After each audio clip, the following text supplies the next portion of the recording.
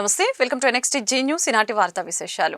భారీ వర్షాలు, వరదలపై మరింత అప్రమత్తంగా ఉండాలని అధికారులకు సీఎం చంద్రబాబు సూచించారు. బుడమేరు వరద నీటి ప్రభావం తగ్గినందున కొంత ఉపశమనం లభించిందని పేర్కొన్నారు. సాయంత్రానికి అన్ని ప్రాంతాల వరద నుంచి బయటపడవచ్చని అంచనా వేశారు. వరద ప్రభావిత ప్రాంతాల్లో సహాయక చర్యలపై అధికారులతో సీఎం టెలికాన్ఫరెన్స్ నిర్వహించారు. ఉత్తరాంధ్ర, గోదావరి జిల్లాలో పరిస్థితులపై కలెక్టర్లు, ఉన్నతాధికారులతో సమీక్ష చేపట్టారు. శ్రీకాకుళం, విజయనగరం, విశాఖ, కాకినాడ, ఏలూరు, తూర్పు గోదావరి జిల్లాల కలెక్టర్లతో చంద్రబాబు మాట్లాడారు. వాహనాలు, వ్యక్తులు వెళ్లలేని ప్రాంతాల్లో డ్రోన్లు వినియోగించాలని అధికారుల్ని ఆదేశించారు. కాల్వల్లో వరద ప్రవాహాలు, గట్ల పటిష్టతని డ్రోన్ల ద్వారా అంచనా వేయాలని సూచించారు. విజయవాడలో కొన్ని ఇళ్లు మినహా విద్యుత్ పునరుద్ధరణ పూర్తయిందని సీఎంకు అధికారులు తెలిపారు. అంటువ్యాధులు ప్రబలకుండా పూర్తి స్థాయిలో పారిశుద్ధ్య పనులు చేపట్టాలని, వైద్య శిబిరాలు కొనసాగించాలని సీఎం ఆదేశించారు. ఒక పక్క ఈరోజు ఒక టెలికాన్ఫరెన్స్ తీసుకొని మళ్ళీ డిప్రెషన్ వచ్చింది. దీనివల్ల ఎక్కువ వర్షాలు కురుస్తున్నాయి.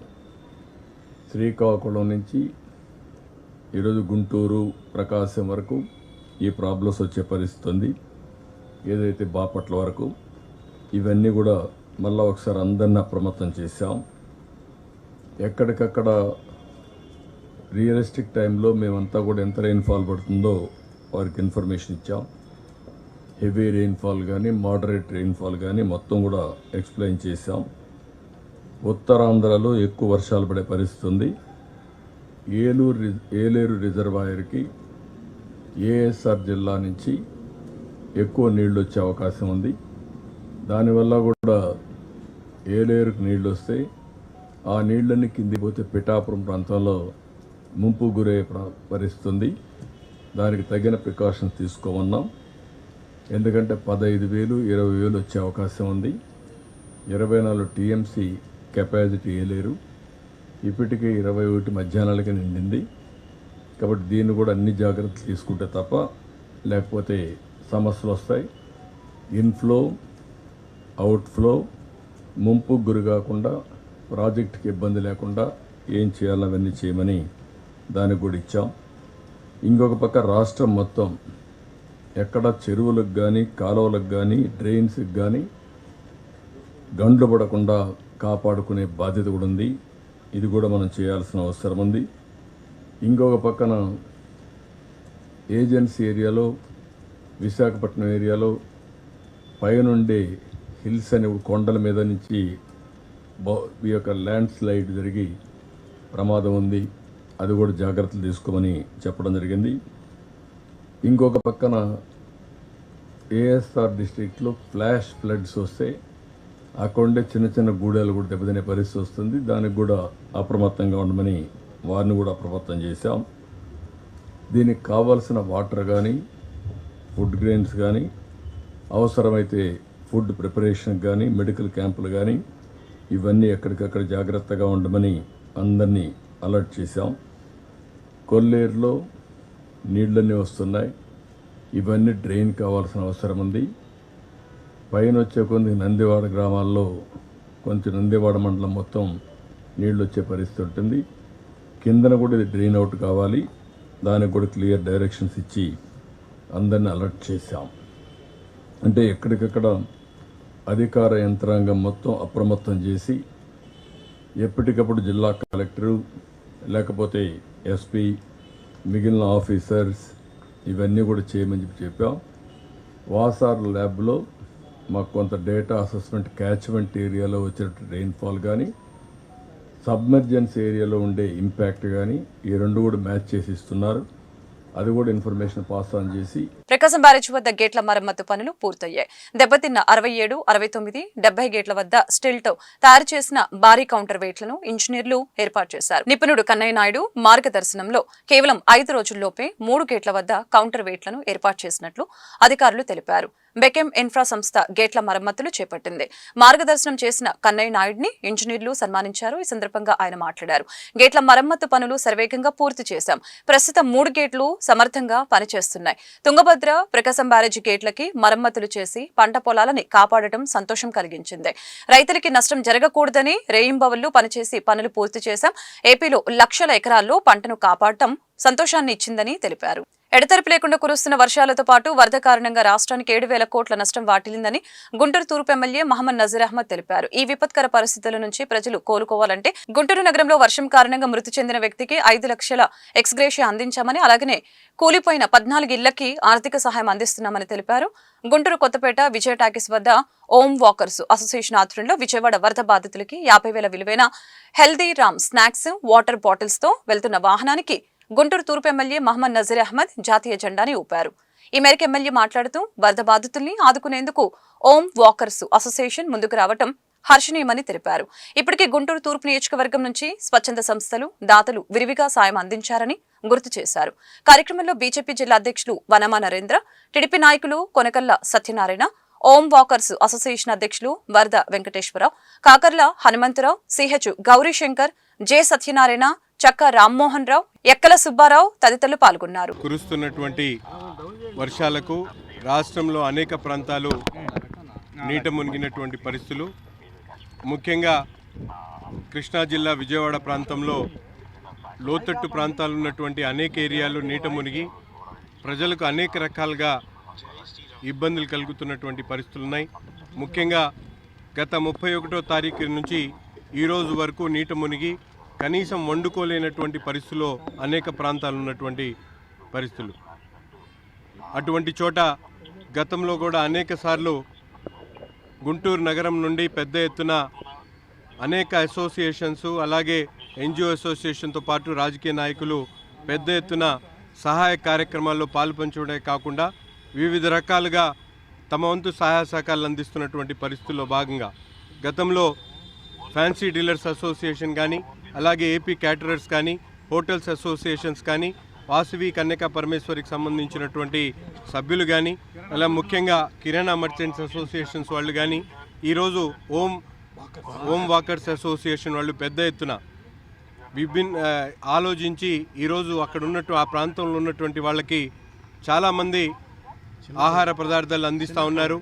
అంతేకాకుండా వాటర్ బాటిల్స్ కానీ, పాల ప్యాకెట్స్ కానీ విరివిరిగా వస్తున్నటువంటి పరిస్థితులు ఉన్నాయి. కానీ అక్కడ ఉన్నటువంటి ప్రాంతంలో ఉన్నటువంటి పిల్లలకు కానీ పెద్దలకు కానీ అవసరమైనటువంటి వివిధ రకాల ఫుడ్స్ని గతంలో వీళ్ళందరూ కూడా వివిధ రకాలుగా గ్లూకోజ్ ప్యాకెట్స్తో పాటు ఏదైతే ఎనర్జీ డ్రింక్స్తో పాటు ఈరోజు హల్దీరామ్ సంబంధించినటువంటి స్నాక్స్ 4 రకాల స్నాక్స్ దాదాపు 8,000 ప్యాకెట్లను ఆ ప్రాంతంలో ఇచ్చేయడానికి ముందుకు వస్తున్నందుకు వారందరికీ కూడా హృదయపూర్వకమైనటువంటి ధన్యవాదాలు తెలుపుతా ఉన్నా. అంతేకాకుండా మేమందరం కూడా చూస్తూ ఉన్నాం, రాష్ట్రంలో రోడ్లు కానీ, ముఖ్యంగా ప్రకాశం బ్యారేజ్ సంబంధించినటువంటి మరమ్మతులు కానీ ఈరోజు కేంద్రం ముందుకొచ్చి సహాయం చేయాల్సినటువంటి అవసరం ఎంతైనా ఉంది. ఎందుకంటే ఇప్పటికే అంచనా వేసి దాదాపు 7,000 కోట్ల రూపాయల నష్టం ఈ రాష్ట్రంలో జరిగింది. కాబట్టి ఆ నష్టాన్ని వెంటనే కేంద్ర ప్రభుత్వం ముందుకొచ్చి ఆంధ్ర రాష్ట్రాన్ని కాపాడాల్సినటువంటి గురుతర బాధ్యత ఈరోజు కేంద్ర ప్రభుత్వం మీద ఉంది. ప్రభుత్వాలు ముందుకొచ్చి సహాయం చేస్తే తప్ప ప్రజలు గట్టెక్కేటువంటి పరిస్థితి లేదు. కాబట్టి ప్రతి ఒక్కరు కూడా మానవతా దృక్పథంతో ఈ వరద బాధితులను ఆదుకోవాలి. నిన్న కూడా గుంటూరు నగరంలో వరదల్లో చిక్కుకొని చనిపోయినటువంటి వ్యక్తికి వెంటనే ప్రభుత్వం 5 లక్షల రూపాయల ఎక్స్గ్రేషియా కూడా అందించడం జరిగింది. అంతేకాకుండా గుంటూరు నగరంలో ఉన్నటువంటి 14 ఇళ్ళు కూలిపోతే వాళ్ళందరికీ కూడా ఈరోజు ఆర్థిక సహాయం చేస్తూ ఉన్నాం. అంతేకాకుండా అనేక చోట్ల ఆ వరదల దాకిడికి గురైనటువంటి వాళ్ళకి నగరపాలక సంస్థ విరివిరిగా వాళ్ళందరికీ కూడా భోజనాలు ఏర్పాటు చేయడం, ఇక్కడ నుంచి శానిటేషన్ సిబ్బంది కానీ అధికారులను పంపించి అక్కడ అనేక కార్యక్రమాలు చేస్తా ఉన్నాం. నగరంలో ఎడతెరిపి లేకుండా కురుస్తున్న వర్షాలతో లోతట్టు ప్రాంతాలు జలమయం కాకుండా సహాయక చర్యలు చేపట్టాలని నగరపాలక సంస్థ అదనపు కమిషనర్ కె రాజలక్ష్మి అధికారుల్ని ఆదేశించారు. అలాగే పారిశుద్ధ్యం క్షీణించకుండా ఎప్పటికప్పుడు క్లీనింగ్ పనులు నిర్వహించాలని అన్నారు. సీజనల్ వ్యాధులు ప్రబలకుండా ముందస్తు జాగ్రత్తలు తీసుకోవాలని తెలిపారు. సోమవారం గుంటూరు నగరపాలక సంస్థ కార్యాలయం కౌన్సిల్ మీటింగ్ హాల్లో ప్రజా సమస్యల పరిష్కార వేదిక స్పందన కార్యక్రమం జరిగింది. ఈ సందర్భంగా గుంటూరు నగరానికి చెందిన పలువురు బాధితులు తమ సమస్యలు పరిష్కరించాలంటూ నగర అదనపు కమిషనర్ రాజలక్ష్మికి విజ్ఞాపన పత్రాలు అందజేశారు. ఆయా సమస్యల్ని నిర్ణీత సమయంలోనే పరిష్కరించాలని సంబంధిత అధికారులను ఆమె ఆదేశించారు. నగరవాసులకి మెరుగైన మౌలిక వసతులతో పాటు కనీస సౌకర్యాలు కల్పిస్తామని తెలిపారు. పర్యావరణ మార్పుల కారణంగా అకాల వర్షాలు కురుస్తున్నాయని నీటిపారుదల రంగ నిపుణులు టి లక్ష్మీనారాయణ తెలిపారు. ఎక్కడో కళింగపట్నంలో తుఫాన్ తీరం దాటితే వరద బీభత్సానికి విజయవాడ ముంపుకి గురైందని తెలిపారు. దశాబ్దాల నుంచే బుడమేరు నుంచి విజయవాడకు ప్రమాదం పొంచి ఉందని చెప్పారు. బుడమేరు పరివాహక ప్రాంతం ఆక్రమణకి గురైందని, ఈ తప్పు ప్రభుత్వానిదే కాదని, సామాన్య పౌరులకి కూడా వర్తిస్తుందని తెలిపారు. మానవ తప్పిదంతోనే విజయవాడ డ్రైనేజీ వ్యవస్థ అధ్వానంగా మారిందని తెలిపారు. గుంటూరు రామన్నపేటలోని జనచైతన్య వేదిక కార్యాలయంలో సోమవారం బుడమేరు నేర్పిన గుణపాఠాలపై చర్చాగోష్ఠి కార్యక్రమం నిర్వహించారు. ఈ సందర్భంగా లక్ష్మీనారాయణ, మాజీ మంత్రి డొక్కా మాణిక్యవరప్రసాద్ కలిసి మీడియాతో మాట్లాడారు. ఈ విపత్తును కేంద్ర ప్రభుత్వం జాతీయ విపత్తుగా ప్రకటించి ఇతోధికంగా ఏపీని ఆదుకోవాలని అన్నారు.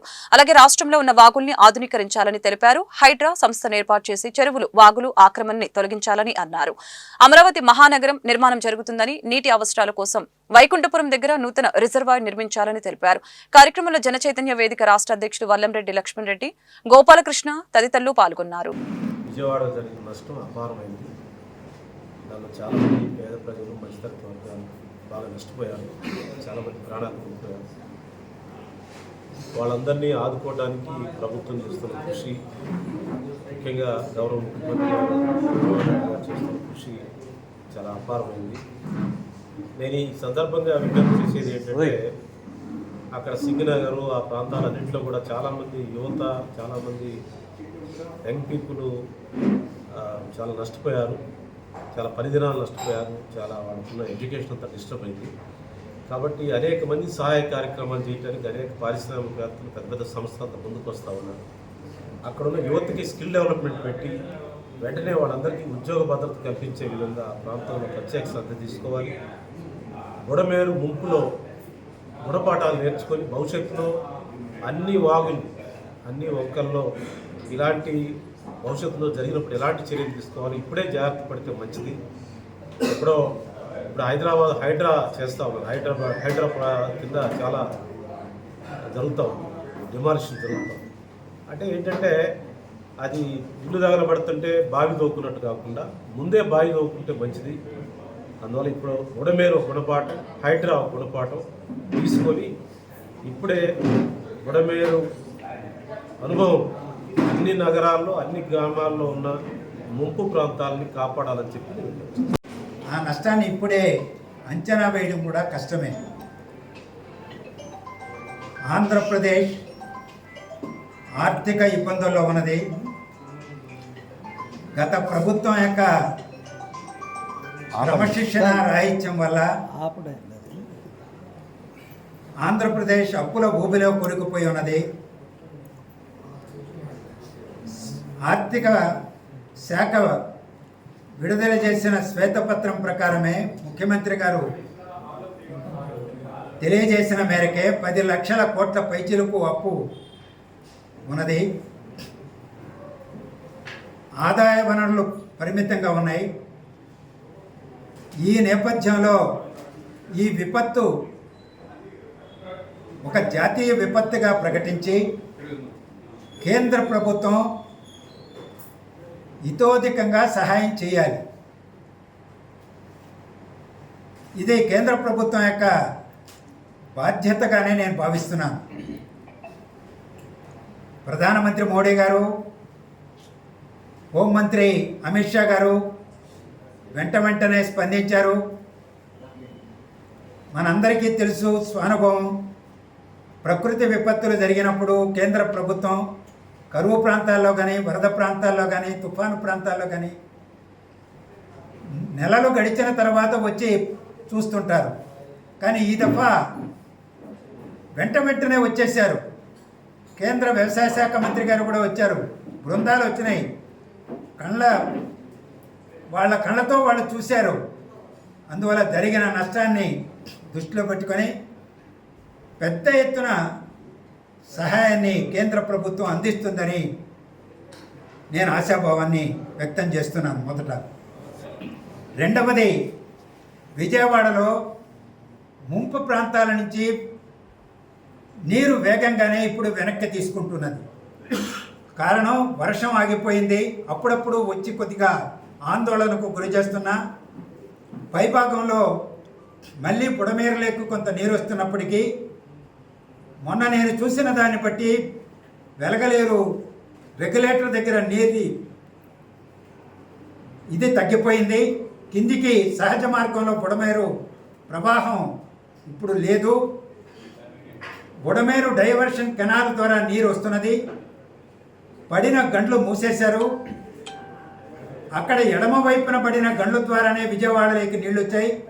వాటిని పూర్తిగా రాళ్లతో మూసేశారు. కొద్దిపాటి లీకేజీలు ఉన్నాయి, వాటిని కూడా మూసేసే పనులు కొనసాగుతున్నాయి. అవి వర్షం రాకపోతే నీరు ఇంకా విజయవాడ మీదకి రాదు. ప్రకాశం బ్యారేజీని భారీ పడవలు ఢీకొట్టి ధ్వంసం చేసిన ఘటనపై పోలీసులు దర్యాప్తు చేస్తున్నారు.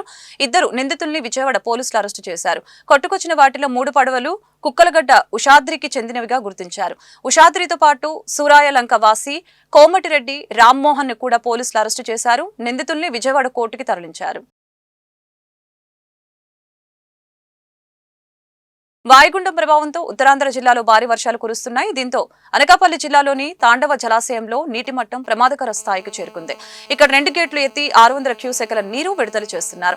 జలాశయం పూర్తి స్థాయి నీటి మట్టం 380 అడుగులు కాగా ప్రస్తుత నీటి మట్టం 379 అడుగులుగా నమోదైంది. తాండవ జలాశయం వరద రహదారిపై పొంగి ప్రవహిస్తోంది. దీంతో అధికారులు లోతట్టు ప్రాంతాలను అప్రమత్తం చేశారు. ఉప్పరగూడెం, గన్నవరం, మెట్ట గ్రామాల మధ్య రాకపోకలు నిలిచిపోయాయి. కళ్యాణపు లోవా జలాశయం ప్రమాదకర స్థాయికి చేరింది. 4 గేట్లు ఎత్తి నీటిని విడుదల చేస్తున్నారు. నర్సీపట్నం, తుని మధ్య వాహన రాకపోకలను నిలిపివేశారు. నర్సీపట్నం, తుని మధ్య వాగులు పొంగి పొల్లుతున్నాయి. వైసీపీ ప్రభుత్వంలో దోపిడీకి పాల్పడ్డారని, ఏపీని ఏమాత్రం అభివృద్ధి చేయలేదని వేమూరు ఎమ్మెల్యే నక్కా ఆనందబాబు ఆరోపణలు చేశారు. కాల్వలు, డ్రైన్లపై కనీసం దృష్టి పెట్టలేదని విమర్శలు చేశారు. వేమూరు నియోజకవర్గంలోని వరద ప్రభావిత ప్రాంతాల్లో సోమవారం ఎమ్మెల్యే నక్కా ఆనందబాబు పర్యటించారు. చుండూరు మండలం, ఆలపాడు, మండూరు, వేమూరు మండలం, కోడిపర్రు, పెనుమర్రు, అబ్బన, గొడవల్లి, కొల్లూరు మండలం, రావికంపాడు గ్రామాల్లో బాధితులను పరామర్శించి వారికి అందుతున్న సహాయక చర్యలపై వివరాలని ఎమ్మెల్యే నక్కా ఆనందబాబు అడిగి తెలుసుకున్నారు.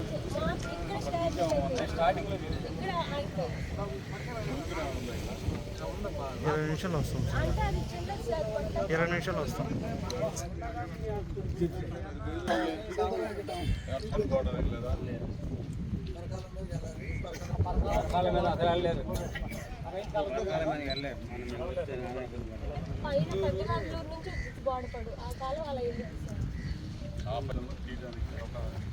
మండూరు అవన్నీ ఇక్కడికి వచ్చి అంటే